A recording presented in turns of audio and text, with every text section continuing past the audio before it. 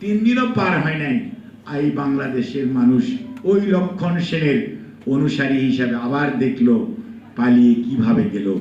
নিজের দল, নিজের নেতা কর্মী, কারোর প্রতি বিন্দুমাত্র ভালোবাসা নাই।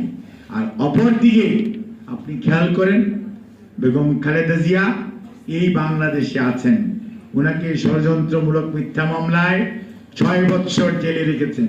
উনি তো অনেক কম্প্রোমাইজ করলে করতে পারত, উনি তো যায়নি। এবং আমাদের হাজার হাজার নেতা কর্মী আপনারা পঙ্গু বানিয়ে দিয়েছেন, আমাদের শত শত ভাইকে গুম করেছেন।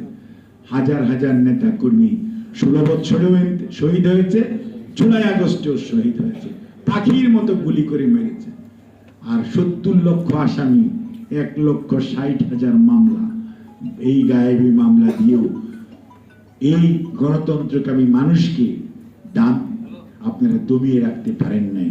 আমাদের নেতা, আমাদের ভারপ্রাপ্ত চেয়ারম্যান জনাব তারেক রহমান এর নেতৃত্বে বিগত 6 বছর যাবৎ বাংলাদেশের আনাচে গানাচে, বাংলাদেশের পথে প্রান্তরে বাংলাদেশ জাতীয়তাবাদী দল, অঙ্গ সহযোগী সংগঠন সুসংগঠিত হয়েছে। শুধু নয়, আজকে দেশের সকল মানুষ, গণতন্ত্রকামী মানুষ আজকে আমাদের ভারপ্রাপ্ত চেয়ারম্যান, বিএনপির ভারপ্রাপ্ত চেয়ারম্যান জনাব তারেক রহমানের নেতৃত্বে ঐক্যবদ্ধ। কেন?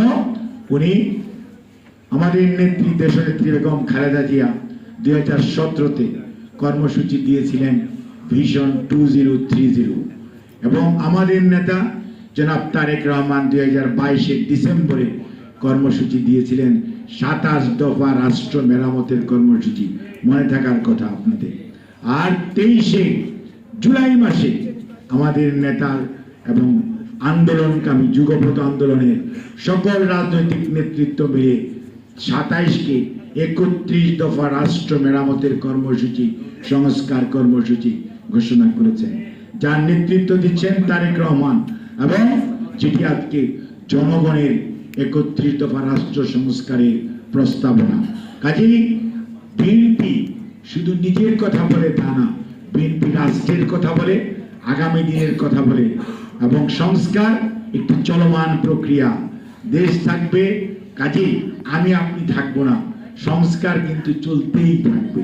কাজেই মনে রাখতে হবে, বিএনপি সবসময়ই অনেক দূরদৃষ্টি সম্পন্ন নেতা যেমন ছিলেন আমাদের প্রতিষ্ঠাতা শহীদ রাষ্ট্রপতি জিয়াউর রহমান, আমাদের নেত্রী বেগম খালেদা জিয়া।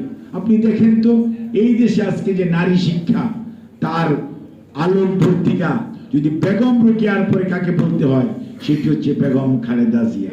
কারণ এই নারী শিক্ষার জন্য এদেরকে বিনা পয়সায় প্রথম বই দেওয়া, তারপরে বিনা পয়সায় স্কুল কলেজে পড়তে দেওয়া, এবং তারপরে আজকে নারী বিষয়ক মন্ত্রণালয় আন্দোলনের কথা বলেন, এটাও তো খালেদা জিয়া।